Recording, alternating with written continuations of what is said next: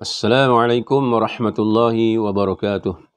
Alhamdulillah wassalatu wassalamu ala Rasulillah wa ala alihi wa ashabihi wa tabi'ina lahum bi ihsanin ila yaumiddin, amma ba'd. Para pelajar yang dirahmati oleh Allah sekalian, pertamanya marilah sama-sama kita bersyukur kepada Allah Subhanahu wa taala.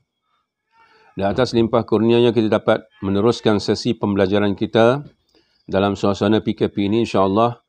Untuk pelajar tahun 6, saya mengharapkan para pelajar untuk membuka buku teks kafa pelajaran akidah. Buku teks kafa pelajaran akidah, insya-Allah pada muka surat 30. Muka surat 30. Baca dan fahami. Muka surat 30, baca dan fahami. Sebelum ini kita dah bicara panjang, kita bincang panjang tentang perkara-perkara as-sam'iyat, perkara-perkara ghaib yang diwahyukan oleh Allah Subhanahu wa taala kepada Rasulullah, disampaikan oleh Rasulullah kepada umatnya. Perkara-perkara ghaib yang tidak boleh kita pandang dengan mata panca indera kita, tapi ianya diperakui keimanan kita akan kewujudan benda-benda tersebut. Baik, baca dan fahami. Hukum beriman kepada perkara as-sam'iyat. Hukum beriman kepada perkara as-sam'iyat. Hukum beriman kepada perkara as-sam'iyat adalah wajib. Ini wajib ain.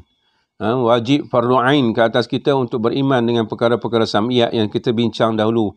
Adanya dosa pahala, adanya alam kubur, adanya seksa kubur, adanya padang mahsyar, adanya al-mizan, iaitu timbangan amal kita, adanya suratan amal kita, adanya syurga dan neraka, adanya sirat. Itu di antara perkara-perkara sam'iyat yang wajib kita percaya, wajib kepada setiap orang Islam, dan bagi mereka yang tidak meyakininya adalah berdosa besar dan menyalahi akidah. Maknanya wajib kita beriman dengan perkara-perkara sam'iyat itu, maknanya kalau kita tidak percaya, berarti kita berdosa besar. Ini berhubung dengan iman, dia melibatkan berdosa dan boleh merosakkan akidah kita. Mana keyakinan kita, iman kita dengan Allah Subhanahu wa taala. Baik, itu hukum. Sebab itu dia termasuk dalam perkara-perkara yang wajib kita imani, percaya dan yakin. Perkara-perkara sam'iyat ini. Baik, kelebihan beriman kepada perkara as-sam'iyat. Mana kesan, kelebihan ni mana kesan bila mana kita beriman kepada perkara-perkara as-sam'iyat. Yang pertama, meningkatkan ketakwaan kita kepada Allah.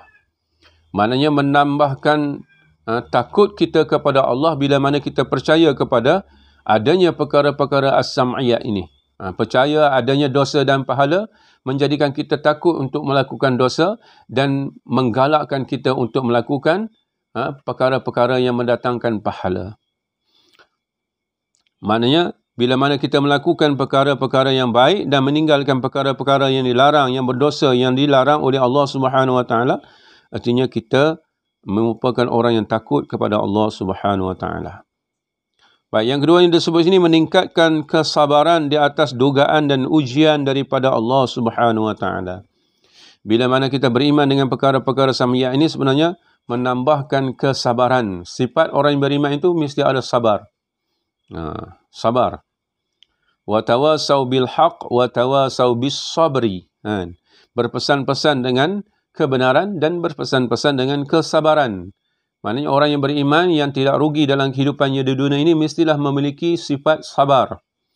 Sabar maknanya yakin. Percaya dengan perkara-perkara sam'iyat itu adalah di antara janji Allah Subhanahu wa taala yang pasti akan berlaku di hari akhirat kelak. Umpamanya Allah Ta'ala menjanjikan bahawa kita akan dihitung amal kita di hari akhirat kelak dengan seadil-adilnya. Artinya walaupun kita tidak mendapat ganjaran yang baik di dunia ini di atas amal ibadah yang kita buat, insya-Allah Allah Ta'ala akan balas ganjaran tersebut di akhirat, mana kita kena bersabar. Sabar. Baik, yang ketiganya mendorong melakukan kebaikan dan meninggalkan larangan Allah. Bila mana kita percaya dengan adanya perkara-perkara sam'iyat ini, khususnya adanya pahala dan dosa, khususnya ada neraka dan syurga, artinya kita akan berusaha untuk melakukan kebaikan-kebaikan, suruhan-suruhan Allah, dan kita akan berusaha sungguh-sungguh untuk meninggalkan segala apa yang dilarang oleh Allah Subhanahu Wa Taala. Baik, yang keempatnya dia kata memberi motivasi kepada manusia berlumba-lumba ke arah kebajikan. Memanglah sekiranya kita beriman sungguh-sungguh dengan perkara sam'iyah ini, perkara ghaib ini, dia akan menjadikan satu daya untuk kita melakukan bersungguh-sungguh dan berlumba-lumba untuk mencipta amal kebajikan yang sebaik-baiknya, yang sebanyak-banyaknya. Kerana apa? Allah Ta'ala akan membalas di atas segala amal yang kita buat itu dengan ganjaran-ganjaran yang telah dijanjikannya. Yakin dengan janji Allah Subhanahu Wa Ta'ala, adanya pahala dan dosa, adanya syurga dan neraka. Baik, yang kelimanya dia sebut sini memberi kesedaran beramal soleh semasa di dunia. Bila mana kita beriman dengan hari akhirat ini, berartinya ada kehidupan kita yang kedua. Bukan semata-mata kita ini hidup di dunia, kita akan mati, kemudian kita akan dihidup semula oleh Allah Subhanahu Wa Ta'ala dalam kehidupan yang kekal. Kehidupan kedua ni, di alam ghaib, ni alam akhirat, ialah kehidupan yang kekal. Maknanya, bila mana kita hidup di dunia inilah peluang kita untuk beramal.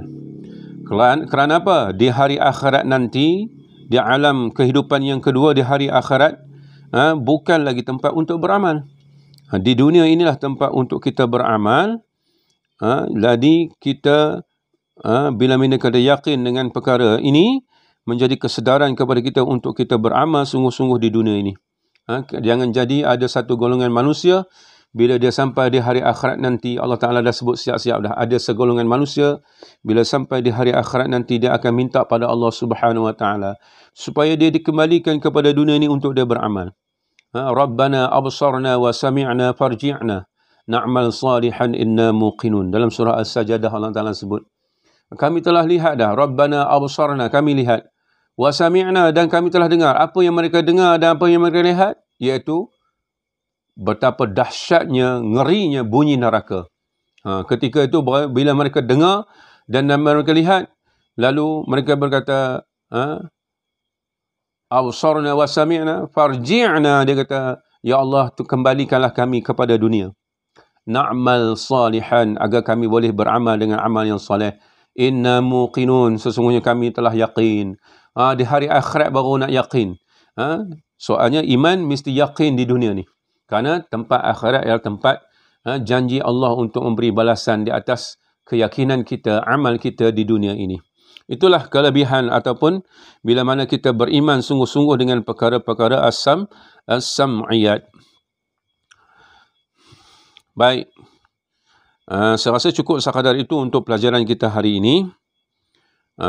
Para pelajar, saya mengharapkan untuk menulis nota tentang hukum beriman kepada perkara as-sam'iyat ini dan kelebihan beriman ataupun kesan baik beriman kepada perkara-perkara as-sam'iyat ini.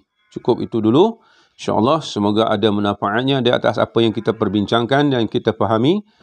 Sekadar itu, wabillahi taufiq wal hidayah. Wassalamualaikum warahmatullahi wabarakatuh.